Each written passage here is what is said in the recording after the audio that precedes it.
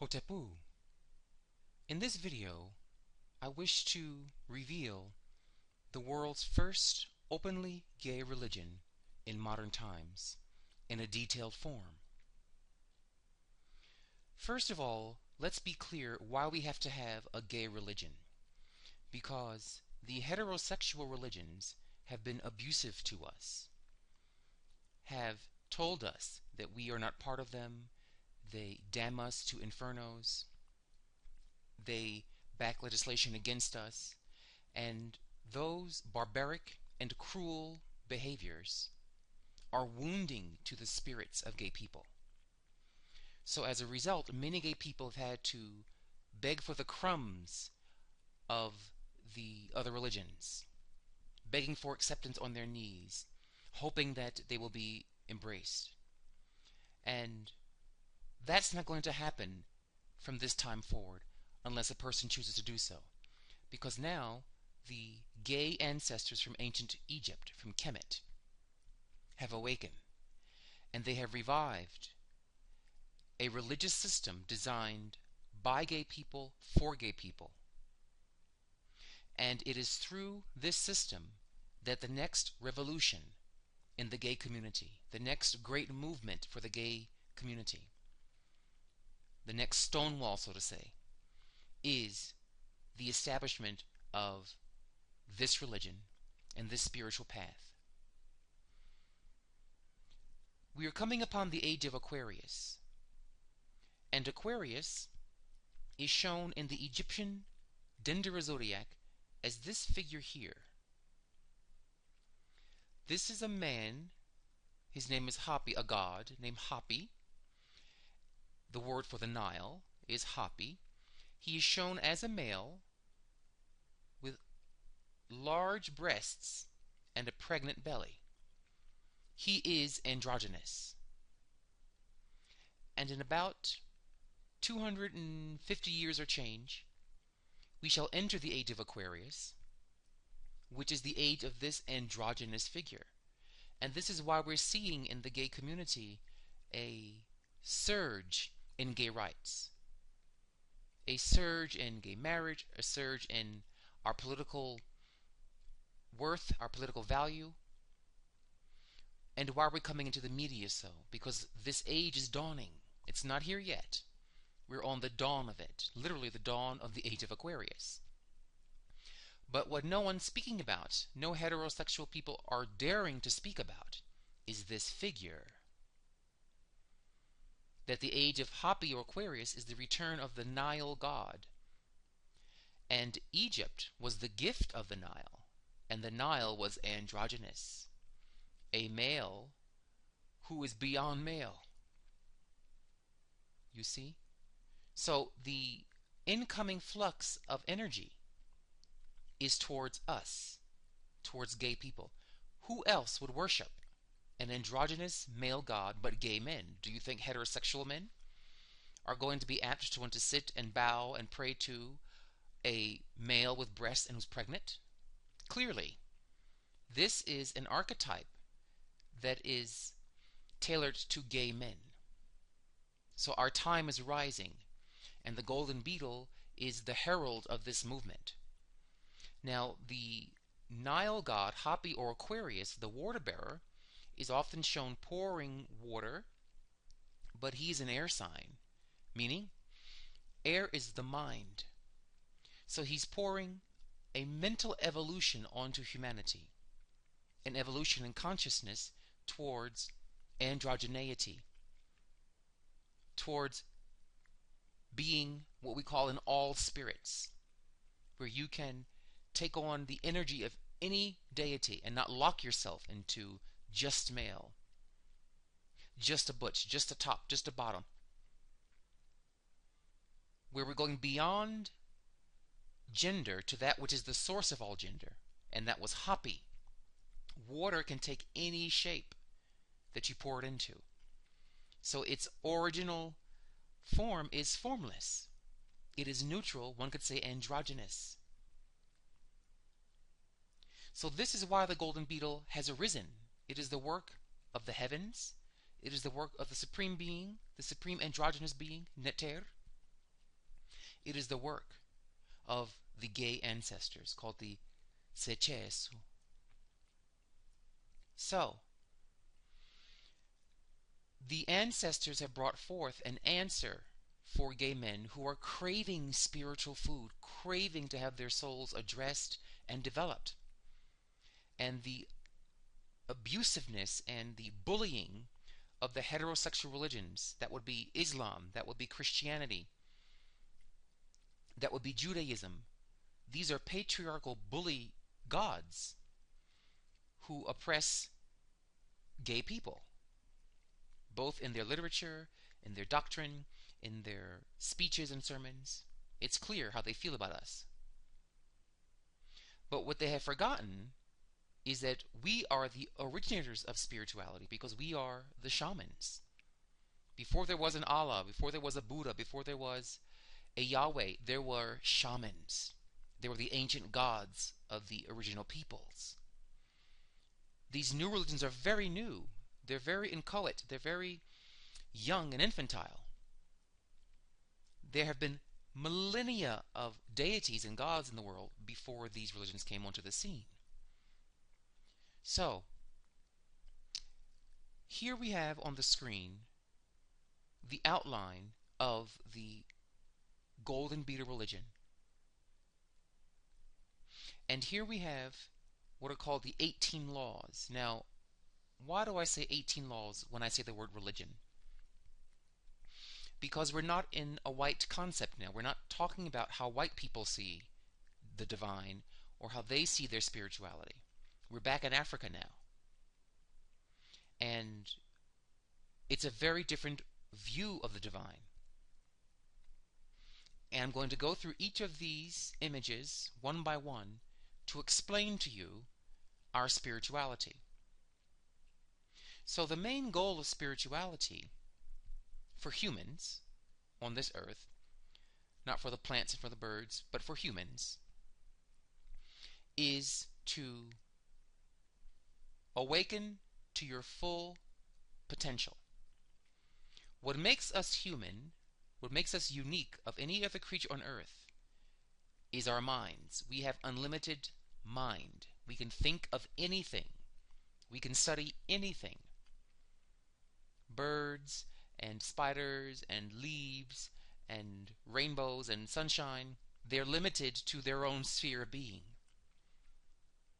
A whale cannot study the dynamics of a quasar.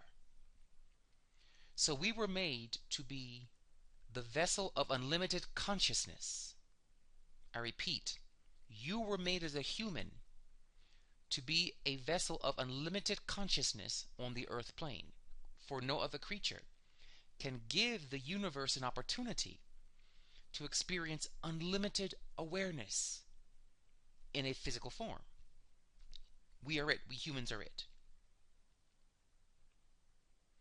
So we are a noumenal or a mental species. That is our speciality. That is our unique gift from Neter, the Creator. So this means that all educational systems, all religious systems must have as their target the education of the enlightenment of the human mind. Not how to go to school to learn to become a worker or to get a job or to clock in, clock out and be a clerk or diamond jewelry manufacturer, whatever. That's not the meaning of life as a human, is to be some kind of cog in a corporate wheel. No. When you go to Kemet, Egypt, you see the truth of it. Their education system was initiatic. It was the education of the student into how to be a divine being. That was what you went to school for. Think about that. You go to school, kindergarten, grade 1, grade 2, 8th grade, 12th grade, college, grad school. You spend all this time in school. Then you go to college. You spend all this money on college. And you end up simply more or less a better worker. You really don't know who you are. You don't know the meaning of your life. most college students have no idea where they're going, who they are, why they're here, because the white people's education is making better things, not better people. And this is due to the white man's polarization in the left brain hemisphere, which is a very materialistic, thingish way of thinking. You go to Africa and other cultures like the Native American cultures and many of the Aboriginal cultures, their focus is very different for their children when they're teaching them.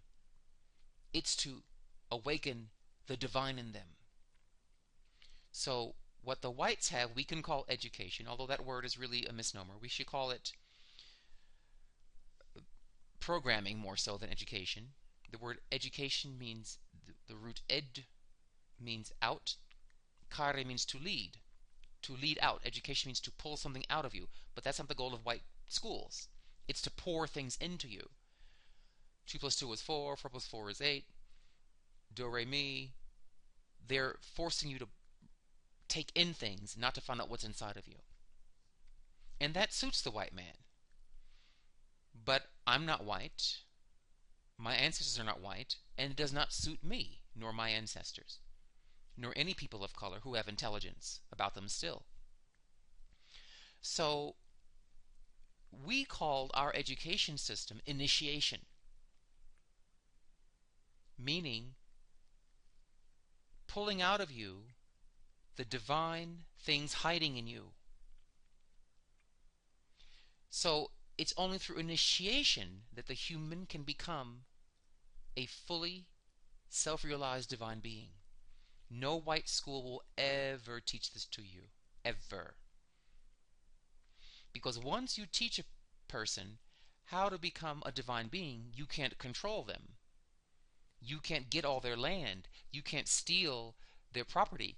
You can't steal their gold and resources. It's not going to happen.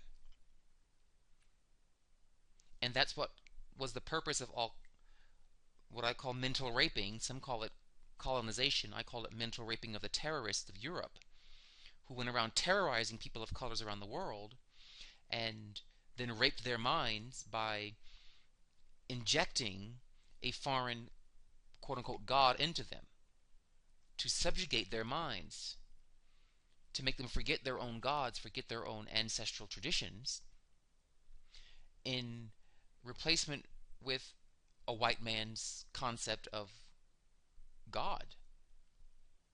This is pure and unadulterated rape of the mind. This is mental abuse to the highest order. But the truth cannot be killed, and the ancestors of Egypt are not dead. They are simply on the other side, waiting to come back to fix the scales of justice. And this is why, as I go into this video on the golden beetle religion of Kepera, why I'm going to explain that only a black gay people can bring forth the next gay revolution. Because the truth of spirituality, initiation, cannot be brought forth by white people. It just cannot, because they are a left-brain people. Left-brain people, the left brain is the brain that is materialistic. It is a brain that likes to focus on how things are different and separate, like how races are different, how gays are not like straights, how the rich are not like the poor. If you look at the white people's culture, constantly you see this neurosis of always looking at what's different. There may be a few people among the white tribes that try to break through that, but it never sticks because it's not their brain structure. So the left brain is always looking at how things are not alike, looking for separation, for division, for how things are different from each other, which you can call apartheid, how things are apart. Another feature of the left brain, which predominates the white culture from the dawn of their history, is it likes to focus on external things, things outside of itself. So in their religions, for example, they have you focus on a book outside of you, a preacher outside of you, a sermon outside of you, a church outside of you, a temple outside of you. And that's the focus of their way. So because of that, because of the white man's polarity into the left brain hemisphere, he is spiritually unequipped to bring forth a truly holistic internal religious system. And the proof of it is he hasn't made one on Earth. Where is it? Doesn't exist. And when the white man wants to go into a more internal religion, he's got to go outside of white civilizations. He turns to yoga, which is modern yoga is actually Aryan based. It's the Vedic people from northern Europe that came into India and made the Vedic system, which was an Aryanized version of the Dravidian southern system in the Harappa Valley, Mohenjo-daro area of Indus Kush, which is Kush is Ethiopia, Black India. And the northern invaders came down and brought the Vedic system atop the Upanishadic and atop the Tantric Mahavidya system of the blacks of southern India. They have to go to Native Americans and try to learn medicine wheels. They have to run over to the Aborigines and learn their systems. When they're trying to get access to a holistic internal system, they have to leave their country, leave their people. That's proof. So this is not a statement against race, because there's only one race. White people are the least melanated black people. There's only one human race, and it began in Africa. And it got lighter and lighter as it went north and more north. This every scientist has proven. That as the blacks moved more north, they grew thinner noses to heat the air, and thinner and more long hair on their body to keep them warm in those tundras up there in northern Europe and Norway, etc. So what I'm saying is that the white people are the recessive version of the melanated Africans, because being white is recessive genetically. It is recessive genes. And so, but there are black people who have recessive genes, like albinism. Part of that process of becoming more recessive, more albino, is that also there was a shift by nature that these pale Africans would also become left brain oriented.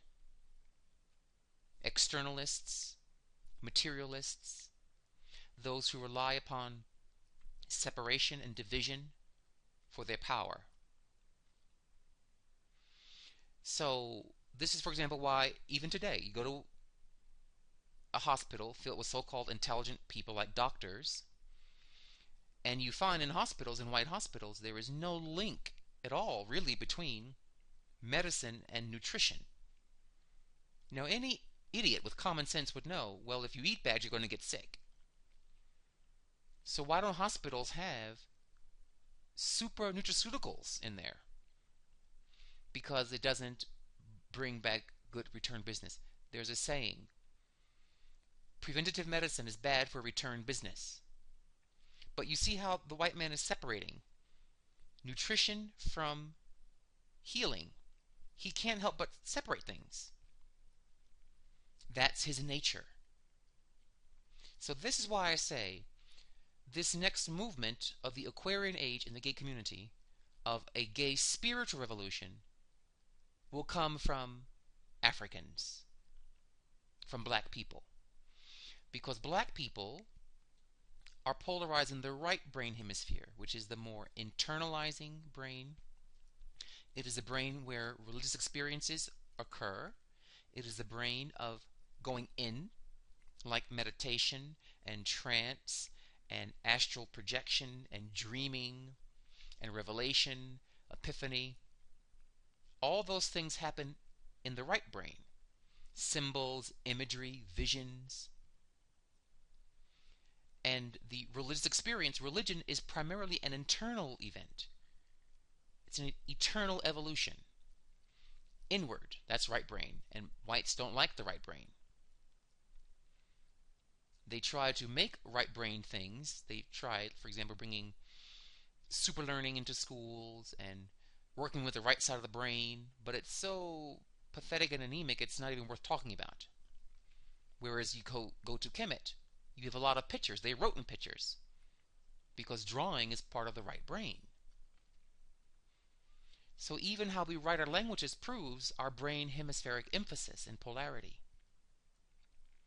So now the gay white community has done immense work, particularly in the last 40, 50 years, for the gay movement. And without that, we'd be nowhere. So let's be clear about that.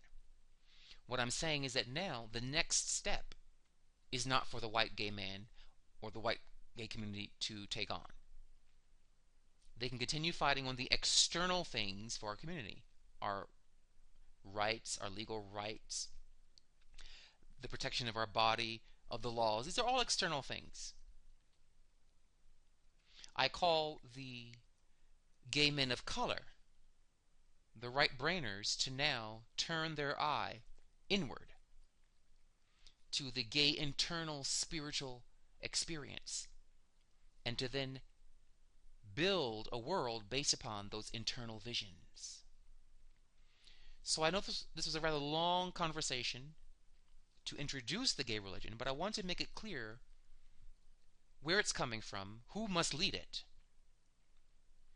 Because in Africa, when the whites came, for example, to anyone of color, to black nations, like to southern India, when they went to Kemet, when they went during the terrorism times of so-called slavery to West Africa, whenever whites interacted en masse with blacks, they tried to destroy the blacks. It was never a harmonious joining of races. It just never worked.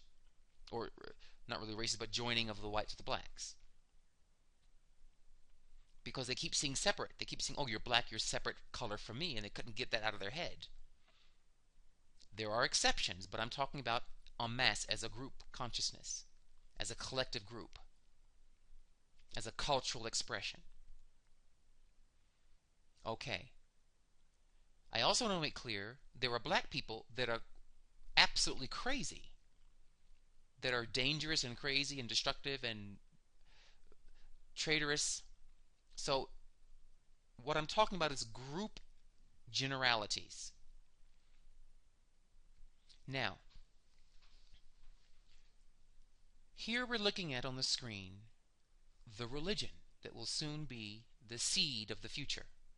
It's happening now, but it will grow into a great tree in the future, particularly as the age of Aquarius dawns upon us. And it is based upon this androgynous being, Hapi. Again, a figure only gay men would be apt to worship. Of all the males on earth, I don't think hetero men are going to want to be getting on their knees in front of an androgynous male figure. So these are called the 18 laws of the gay spiritual path of the golden beetle, the shamanic training. And these 18 laws, I was saying that they're called laws because in the African system, there are we think in threes in the gay spiritual path. We always think in threes, not twos.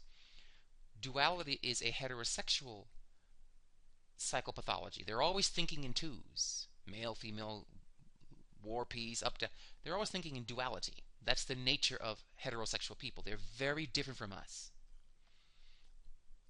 in spiritual realms. They're very different creatures spiritually.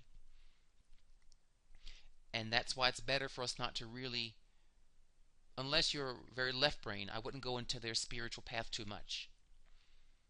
Because males in general are more left brain, whites are more left brain, heteros are more left brain. Certain groups tend towards that polarity. Okay, so here we think in threes. We think in the number 0. That's always the first thought, is 0, meaning potential. The source that held the potential of all that is yet to be created. So there must be this potential possibility land. We call that 0. And within that egg of 0, a dipole occurs. Within that egg of 0, duality occurs, but it's within the egg. It's not two separate things disconnected from their source or each other. So within the egg of possibilities, it morphs within itself the possibility of opposites. We can call it on, off, up, down, hot, cold, yin, yang, top, bottom, butch, femme, phallic, testicular, any duality you want. It's inside that egg. So a gay religion is always thinking in threes. This makes sure that you don't go rampant with duality and separation. I'm not you, you're not me, you're not tall as I am, or as rich as I am, or whatever. Duality. No, no, no. You think those differences exist within unity. The 0 is the symbol of unity, within which diversity grows. But each diverse part is within the whole egg of 0. So we're all actually part of each other. Like the forests. Every leaf, bird, animal, gnat is part of the forest ecosystem, although they are separate creatures. But they don't exist separately. They exist in a web of connection. You understand? So this is the basis, the absolute foundational philosophical basis of any gay spiritual path.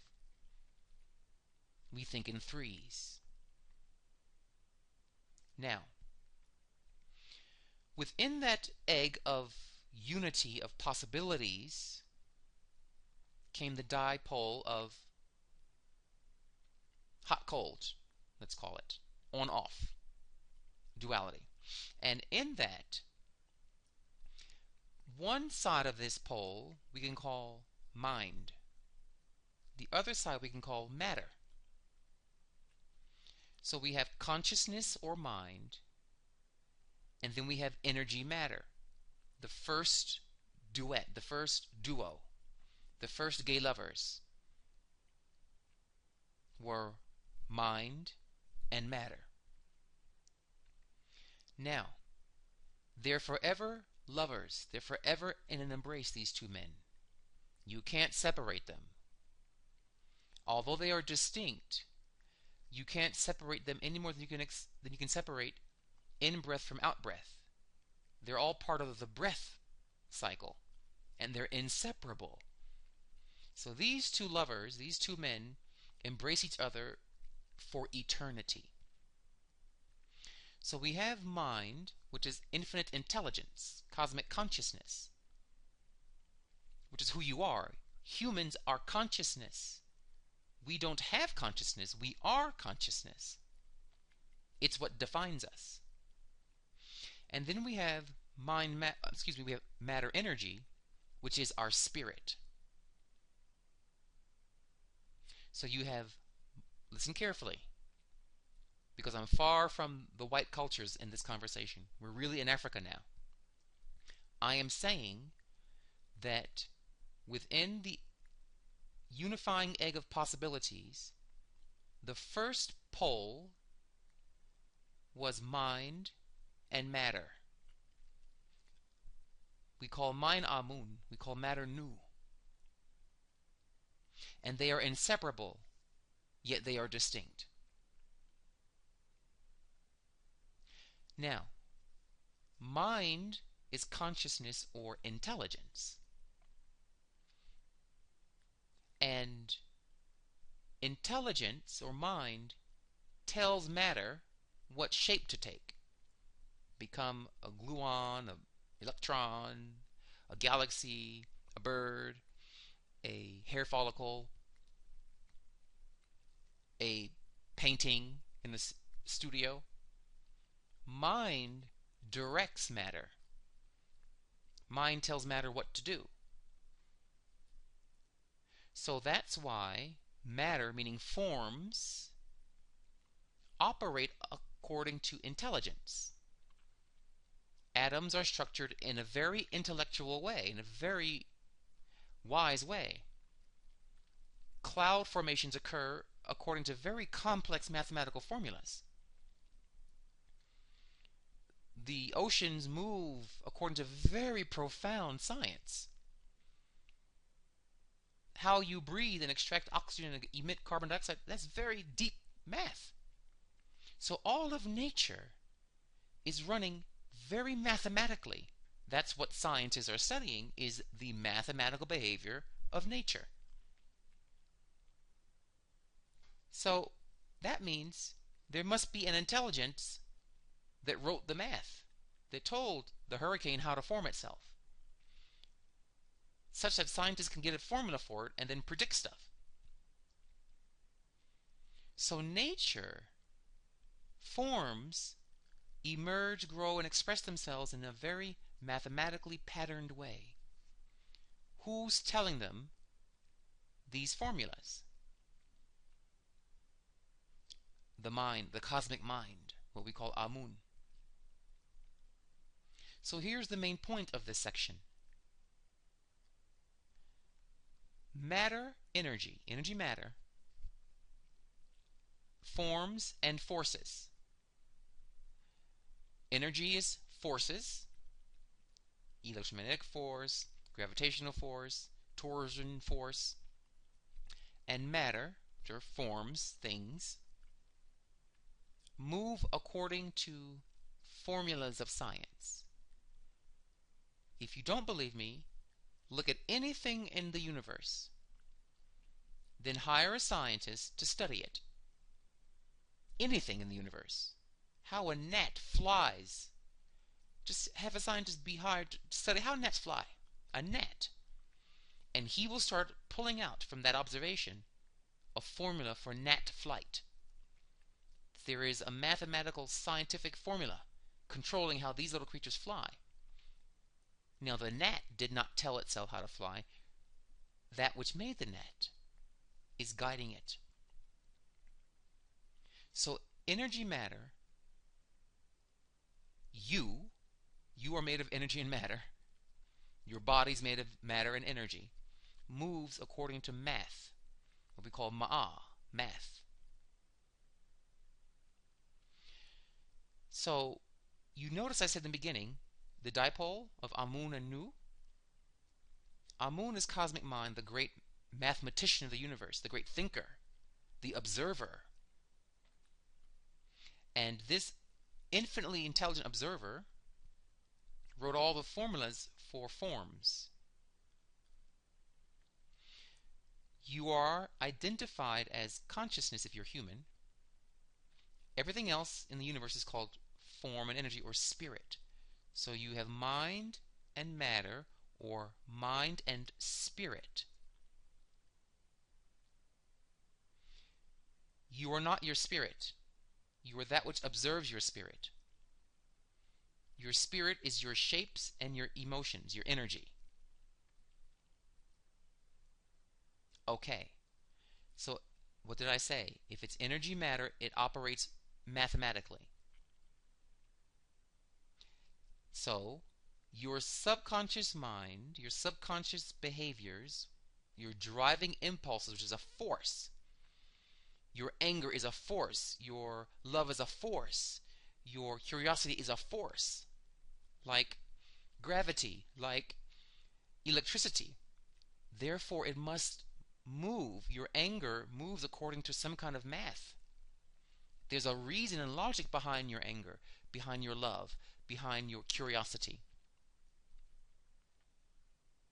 And this was the great revelation of the gay shamans of Kemet, of Egypt. That the human psychology, which is your spirit, your moods, your emotions, your feelings, what's called the collective unconscious, is your spirit.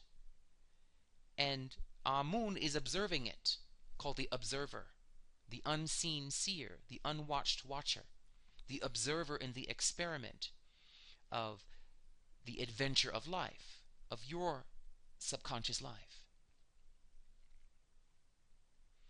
Once you understand this, and this becomes the foundation of your theology, then you start to pull out the logical correlates of this.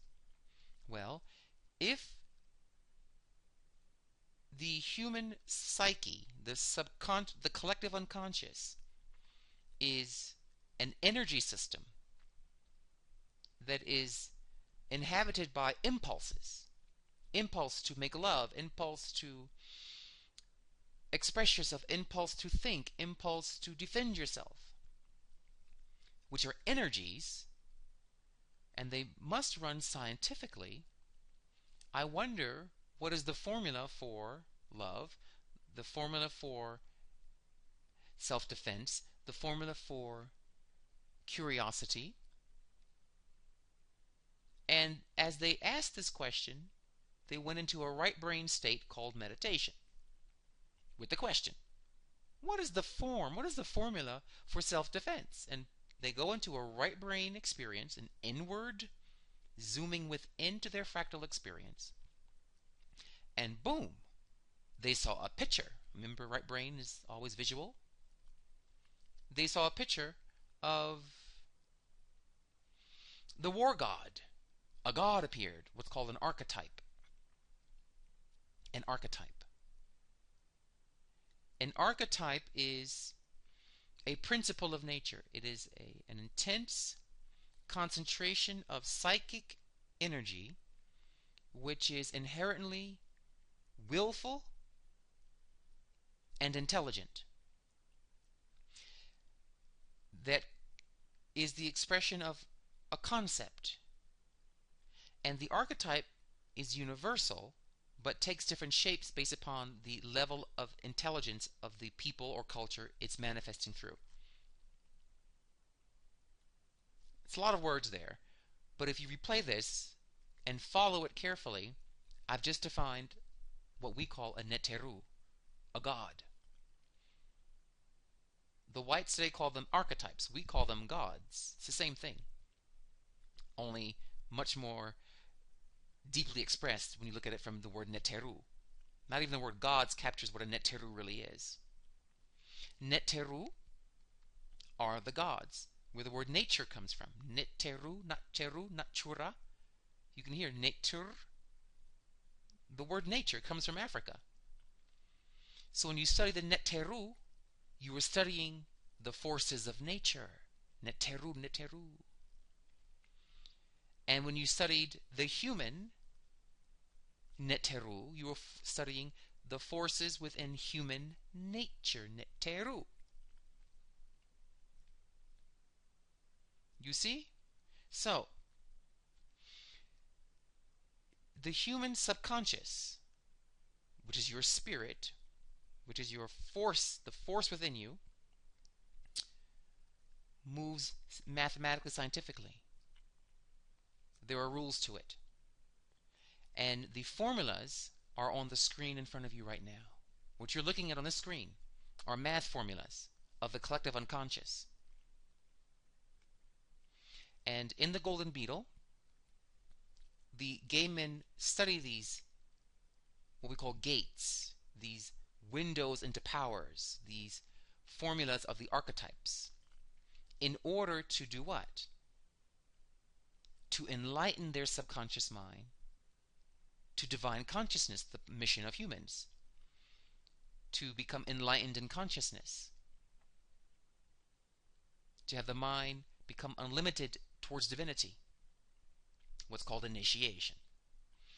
So if you study these images carefully, in a right brain internalized way, you will 100% guaranteed become enlightened, because the spirit, your mind, your subconscious, is ruled by math.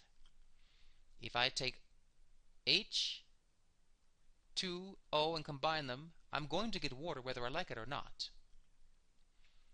It's a formula. And you see, the white cultures could never figure this out because you need a good right brain to do this. So to them, gods aren't real, although they have angels, which is hypocritical. They are like gods. They don't really get that science and religion are the same thing, you see? I just told you. Your subconscious is a math formula. There is a math to your anger. There's a math to your self-defense.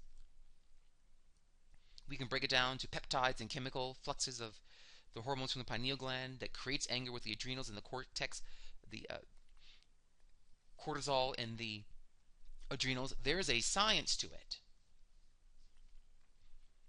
I'm telling you, the physical science is based upon this divine science on this screen. So to be religious to us is to be scientific.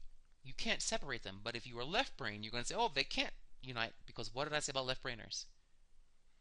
They're always looking at how things don't connect, how they are separate. And that's a neurosis of the white cultures and those that follow them. You can't say humans do this. That's not an accurate statement. White humans do this, and those that follow them. Men do it more than females. So the white male is the most left-brained. Heteros do it more than gays. So the white hetero male is the most left-brained. You see what I'm saying? There's gradations within groups, but more or less we can categorize a group by brain hemisphere by looking at their cultural expression, their language, religion, and education. Okay. Now, let's go into these formulas a bit and see what we can unpack. You are looking at the pictures of the collective unconscious. Now, I could take all these single images here on these rows, collapse them into a singularity here. The zodiac, where he says the ram of Aries, the bull of Taurus. These are the zodiac signs. It may be hard to read on your screen here, but this is the zodiac wheel. And this wheel is basically all of this collapsed into a singularity, a symbolic singularity. Okay? So we're going to do a bit of a left brain, which is a step-by-step Cartesian linear logical approach. And then this wheel goes back to the right brain, a symbolic, unitarian, holistic summary of each individual step expressed through these. All right. So here we have this first thing. This first glyph is the word neter, which is the word in ancient Egyptian for the supreme being, the supreme androgynous one. Neter is where the word nature comes from. The word eternity comes from the word neter, for he is eternal. And the word neutral, meaning androgynous, has the same root in neter. So this symbol, this axe-like, flag-like symbol, is our word for the supreme being. I won't go into the meaning of this symbol, why we chose this shape to describe the supreme being. Suffice to say, the supreme being is the one who divides into many. So if you have a block of wood, which is one big block of wood, you chop it. Although you have little chops of wood, they all came from the one. So that's one meaning of this, but it goes far deeper than that, and I won't go into that right now. So here we have the supreme androgynous neutral eternal being, Neter, the zero, the egg, possibility land. Then we have Amun, I've discussed already. Cosmic mind, super cosmic, unlimited mind, unlimited intelligence. Amun. Then we have Nu, the god of infinite energy matter, unformed clay. Imagine all things in the universe are made of some kind of clay, but their original form is what? Formless, just a blob of clay or blank-shaped clay. So we have the divine being and his first polarizations of mind and matter. But here we have infinite mind. Here he's unlimited consciousness. And formless, unlimited energy matter. And these two gods exist in what we call amenta, or possibility land. They are the deepest levels of meditation, what we call in Egyptian Hetep, what the blacks of India call it nirvana. You can only experience these two parts of you if you go into a Hetep state, what we call in Egyptian, or nirvana state, or what's called in the Buddhist system satori, enlightenment state. It's a very slow breathing rate of deep trance, and there you will find these two parts of you. They're not parts, but these two expressions of you. They are wholes, they're not parts. Okay? So here we have Supreme Being, unlimited mind, meaning you are cosmic consciousness, you are the cosmic observer. Unlimited matter, meaning unlimited possible expressions. You have unlimited power in you, potentially. This now comes into duality because we have the one sun disk with two snakes and two wings. Here the shaman studies the laws of duality, meaning we have duality here, but this is potential duality. Here is manifest duality. You see? Here we have duality in potentia. Here we have duality in action. So this is the law of balance in a gay man's life. In other words, you must balance fun with seriousness. You must balance being awake with sleeping. You must balance being severe with being kind. Here the shaman studies the laws of how to live a balanced life. And the secret of it is shown here in the zodiac with opposite houses. So you have here the ram of Aries, the scales of Libra, they're opposite 180 degrees. You must balance this axis with the other. And then the bull and the scorpion form another axis. You must balance those two opposites. Then the twins of Gemini and the archer of Sagittarius is another polar opposite. You see here, if you look at this from a certain angle, here's the sun disk, and here are the two wings, So in the Golden Beetle, we don't just say, oh, be balanced. It's important to be balanced, balanced diet, balanced health, balanced relationships. No, we don't leave in some kind of nebulous platitude. We give you exact scientific precision on how to do it. Balance these two with each other, and then these two, and then you got to balance all of the opposites into one. It is very methodical. Welcome to Africa. Here we have the canopic jars, the 4 jars, which represent the 4 elements. So we went from the oneness to internal duality to external duality. Now we're going to double the duality into 4, becoming now the 4 elements: earth, water, air, fire. Earth, water, air, fire correspond to the 4 things every human must get in life. Earth means money. You have to have money and material things. That's the earth element. Fire means you have to have success in life, external accomplishments that are good and righteous. Air means you have to have intelligence. And water means you have to have emotions and spirituality. These are the 4 great aims of life. Earth is money and material abundance and luxury. Fire is successful accomplishments that are righteous. Air is having intelligence. And water is having a rich emotional and spiritual existence. The shaman studies these 4, called the 4 seasons: spring, summer, fall, winter. So their life is filled with completion of these 4 things. Next we move into these, from here to here, 12 forces, which are these exact same 12 signs. Here I have a video on these 12 signs on my YouTube about the zodiac, the pure zodiac, the natural zodiac.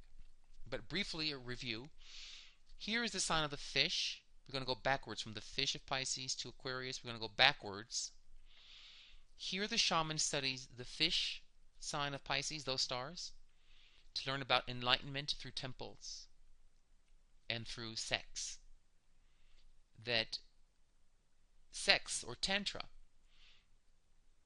is the way to go towards enlightenment very quickly. Next we have Happy Aquarius, the study of becoming an all spirits or an enlightened being. This is the symbol of an enlightened, completed human being, meaning all of the gates of consciousness, of which there are 18 essential gates. All 18 gates are fully functional and integrated. Here you are an enlightened being. Here you are a fully self-realized, self-actualized human. You are beyond human, actually. You are a deity who has part animal, part human, and part angelic, part divine. When those three activate as one team, you look like this. Here is the god Ptamun, the god of astrology cycles, of time and cycles, and how life moves through seasons and cycles of things, and how you should dance with the cycles of your life, your relationships, your career, your health. Here the shaman learns the science of enlightening himself about the cycles of all things in his life. Next we have, this was Capricorn by the way, here we have the sign of the archer, Sagittarius here, he belongs here. His name is Ma'a. He is the god of oracles, meaning and answers. That the oracle gives you the meaning of your life and all answers in a win-win fashion. Next we come to Serk, who belongs to the scorpion here. The word Serk means scorpion. This is your inner voodooist, your inner sorcerer, the part of you that loves magic and the occult and the hidden forces of your life. This is the sign that deals with the shaman studying how to become enlightened about dealing with his shadow issues, his fears and worries and insecurities, and how to face that scorpion and turn his poison into honey. Next we have Ahi Makai, Ahi of the scales, who is Lord of Libra here. And in this segment, the shaman studies the science of relationships. I have a video I posted recently on this, on how to not be a fool in love, and I explain Ahi to quite a bit of a detailed degree. Here we have next Sobek Ra, the crocodile man, Lord of the Virgo sign. Here is the side of you which is the shaman's study of how to deal with his enemies. Hetero insecure people who attack us, they're our enemies. Christianity that attacks us, that's our enemy. Allah who attacks us, that's our enemy. Also, you have internal enemies of insecurity, of being silly, of not thinking things through. Also, this is the science where the shaman learns how to budget. Because remember, money is one of the four great elements. You have to have money. But money has to be well budgeted to keep growing. That's why the Virgin is shown often holding wheat.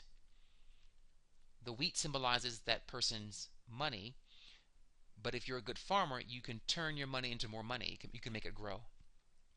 Next we have here Ra, Ma'a, the god of the lion of Leo.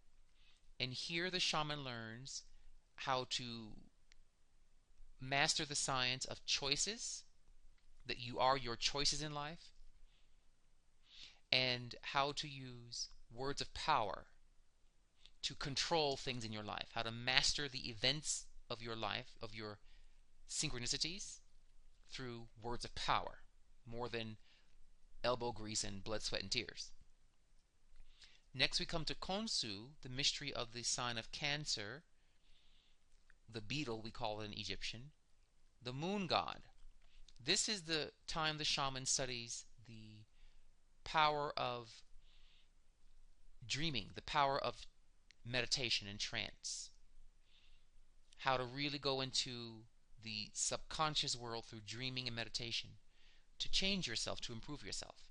Next we have Apwat, the jackal man, Lord of Gemini, the twins, the trickster, he's your inner student.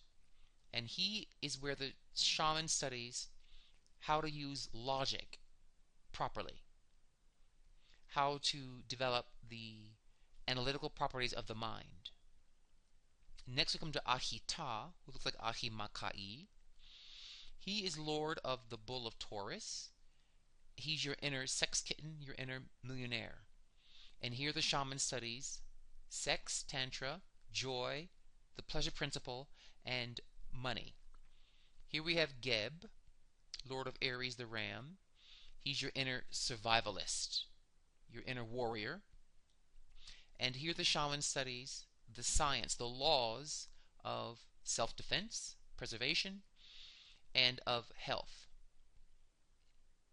So again, we had in the fish of Pisces, the laws of enlightenment, the laws of peace. Pisces is the sign of inner peace. Happy Aquarius is the sign of the inner master. Patamun, Capricorn, is the inner achiever through cycles. Ma'a is the inner sage. Serk is the inner witch doctor. Habi Makai is the inner lover. Sobek Ra of the wheat of Virgo is the inner repairman. Ra is the inner champion of Leo, the lion. Khonsu of the beetle of Cancer is the inner nurturer. Apwat is the inner student of Gemini.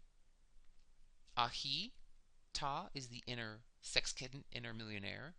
Geb is the inner survivalist, the inner warrior. The next law the shaman learns, the 18th law, is this feather of order, following a spiritual order. This is called the feather of Ma'a. And it is through this feather that we tell the shaman, you have to pick a spiritual path. You can't keep wandering and window shopping. You have to pick a spiritual way. And finally we have the zodiac, which, as I said before, is the collapsing into one singularity, all of these teachings into one symbolic singularity. And I chose this version of the zodiac because of its scale, C, C sharp, D, D sharp, E, F, F sharp, to let you know that how we handle all of these forces is through sound, what I call cymatogenesis. Creation, genesis, through cymatics or sound. We chant your chart. You have to sing your chart. You have to sing the zodiac. You have to sing to these gods to awaken them. And that's why this religion is distinct from white religions and distinct even from white Western astrology. They more talk about a chart. We don't talk about a chart. We activate a chart. We turn it on. We invoke it in the Golden Beetle. We invoke and call the heavens, the starry firmaments. So, here we have the basic summation of our religion, our spiritual path for gay men, based upon the function of 3, 0 with dipole, and the dipole keeps dividing within itself like a cell. And here we have this circle, which is the number 0, and we have it dividing into 12 parts, which are actually 6 doubled, because, like I mentioned, each axis is really one axis with 2 halves each making 12. There are 6 axes, 1, 2, 3, 4, 5, 6 axes, which is a hexagram or a hexagon, the shape of a beehive. And that's significant because that 6-sided shape is the only shape in nature that has vector equilibrium, where each vector, both the edge vectors and the vectors between the center and the edge, are the same length.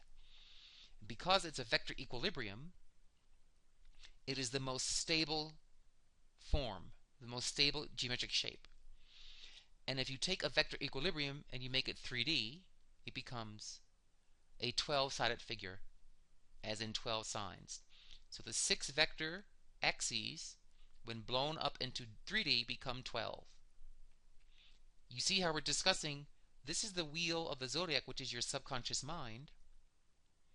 And I'm talking about vector equilibria and axial balance.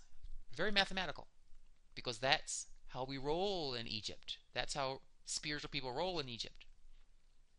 You'll find it's far more interesting to have your religion be science than it not. It's very oppressive when it's not, because if it's not scientific, they say don't think. The white religions don't want their followers to think too much, because how can they control you if you're thinking about stuff? We encourage you to think. The age coming is an air sign of thinking, the mind.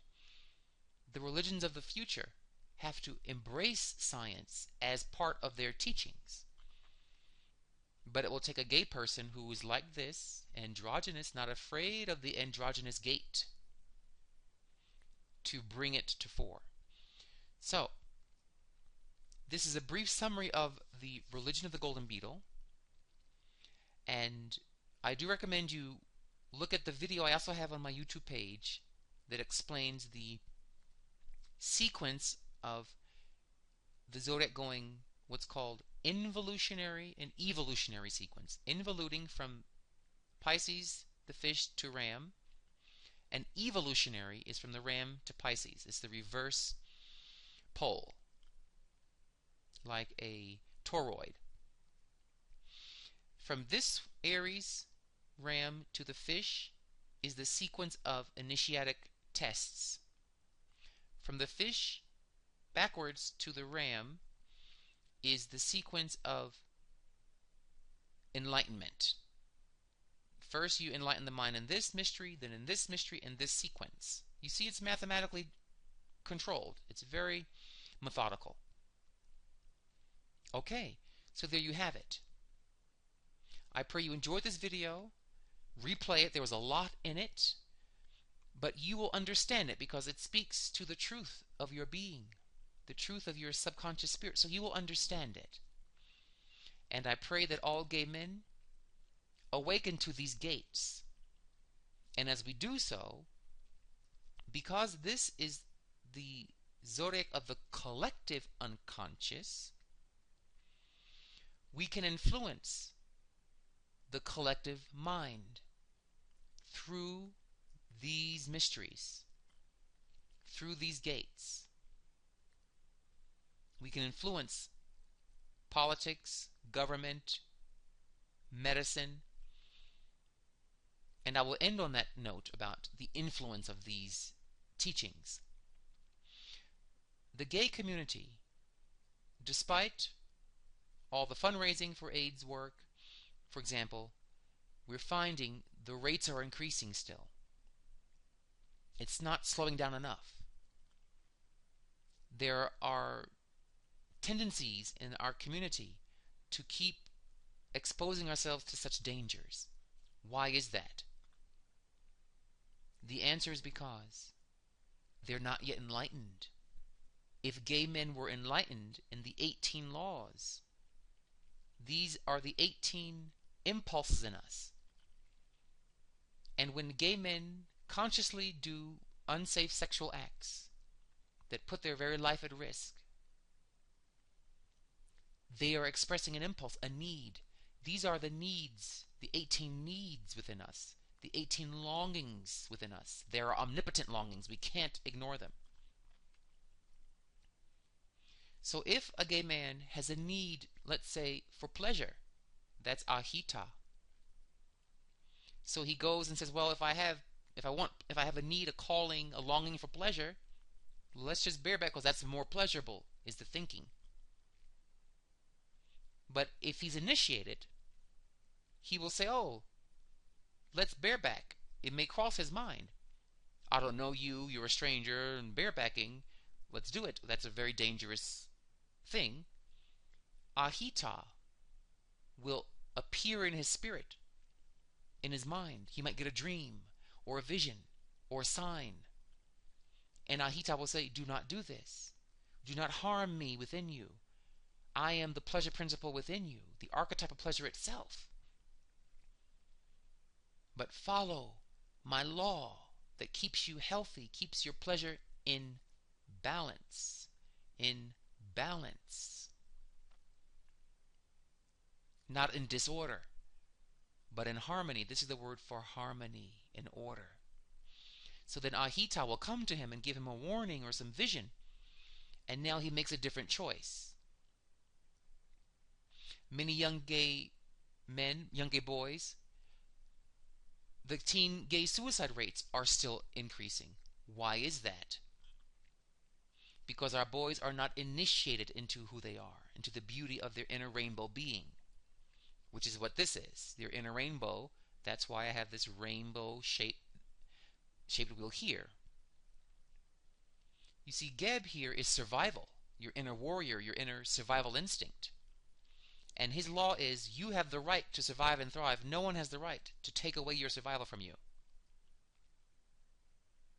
So if a young gay boy is feeling alone and despaired, but he knows the song of the ram of Aries, the note to sing, to call the archetype, the god of survival, to him, this deity will appear in an epiphany or dream or vision and say, do not do this, do not harm your body, for you will be harming me, and I am a god within you. Let me show you the mystery of survival in this moment. And he will receive visions and inspiration. So what I'm telling you in the end is the goal of this religion is to save my tribe. I do not want to see any more gay men bashed and suicidal, whether it's through overt, sudden suicidal acts or slow ones like drug use, crystal meth, dangerous barebacking, harmful pleasures, the dark side of Ahita, the ignorant side of this innate impulse. No. These archetypes will save gay lives from within.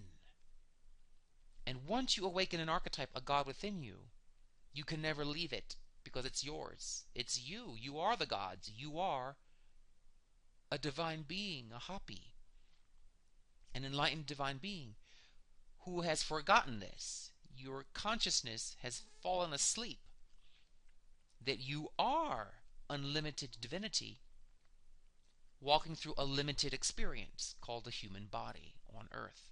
But within this body, which you may be 5'4", 5'8", 6'3", whatever, within that frame is an unlimited consciousness. It is the creator in a tiny fractal form. The same thing as the supreme being, Neter, but just not as vast. A drop is the same thing as an ocean, except you can't float a ship in it. But it has the same essential qualities. And you, dear brothers, are divine. You are divine. You are the divine. And now the time has come, and the method has come for how to know that scientifically. I can prove it to you by singing the right songs to you. If you go to my YouTube page, one of my first videos about Konsu, the Konsu chant, that belongs to him. This is Konsu, the inner nurturer. If you play those notes, if you play that video over and over and over, and you hear that music, you will start to awaken your divine nurturer. You will start to go into trances more easily. Meditation will come to you very naturally.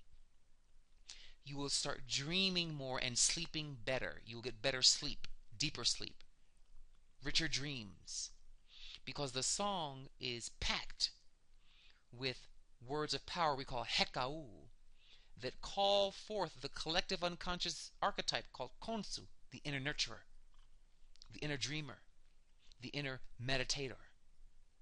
And without any hard work, just the sound, the music, these things will come out of you naturally because it's in you. The song is educating you, pulling out, educare, pulling something out from within. And eventually, you do that for several weeks and months, You're going to become a very caring person. You're going to know how to take care of people, how to listen really well so people feel loved and heard. You're going to know how to improve your home.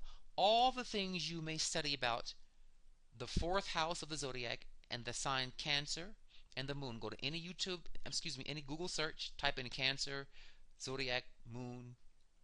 You get a list of traits. All of those traits will start coming to you automatic pilot if you play that song over and over and over. And I have lots of songs. I play the other gods' songs, the war song, the money song, the leadership song, the song of magic and voodoo. We have chants for all these things, but I only play them if you come to my retreats or you get private counseling. I was allowed only to make one song public. That's the Inner Nurturer of Khonsu, because the world can use more nurturing. And the songs are structured very harmonically. If you read on the YouTube video for Khonsu chant, there's a blurb beneath it explaining the song's structure based upon a sexagonary canon. The musical harmonics themselves are designed to awaken the gods, because the gods like certain harmonies, certain harmonic balances to awaken themselves. So, here is the science. Here is the religion of the new Aquarian age. By gay men, for gay men. This is the new Stonewall. This is where it has to go. And it is now here. And the more gay men begin to practice this system and work with it, the more healing we'll have, the more healers we'll have running around in our gay village, the less teen suicides, the less abuse, the less batteries and bashings, less AIDS numbers. In Africa, in the Golden Beetle, religion must help the people. You can't be on a mountaintop chanting something and calling yourself enlightened. You have to take that knowledge and go into the trenches and help the people. And this system is designed exactly for that. That once you awaken these gods within you, you're going to then use their gifts, their magic, to help people. Now you are a useful, enlightened person. Now you are needed among the village. Now you are God healing the world. And that is the agenda of the Golden Beetle system, to turn you into a god on earth, a divine being called Hapi, and all spirits. So if someone's sick, you can call the spirit of healing for them. If someone is confused, you can call the spirit of clarity for them. If someone is tired, you can call the spirit of energy for them. If someone is lonely, you can call the spirit of love for them. You can call all the spirits all the gates. One that can do that is called a great Hapi, this figure. He is what you're going after, gay men, to become him, and all spirits. An enlightened, gay, magical shaman on this earth. The waters may be polluted. You can call the spirit of the water to help clean it. And call the spirit of the water to enter Congress, the minds of the Congress people, to change these laws. Through our magic we can do these things, gay men, for we are the great shamans, the great gatekeepers, the all spirits of this earth, and the earth needs you. Those animals, those poor creatures in the oceans with the oil slicks covered in oil, they need you. The forests need you. The air spirits who are polluted need us to bring back the balance through our all-spirit Hapi magical powers. So study this system. We start classes every summer solstice around June 21st. We have new classes going for the new levels of students. It will be that way for eternity. Every summer solstice, a new Golden Beetle round comes. And awaken your powers, open your gates, and heal our tribe. Heal this planet and heal yourselves. Be well, dear brothers. Dwell in Hotepu.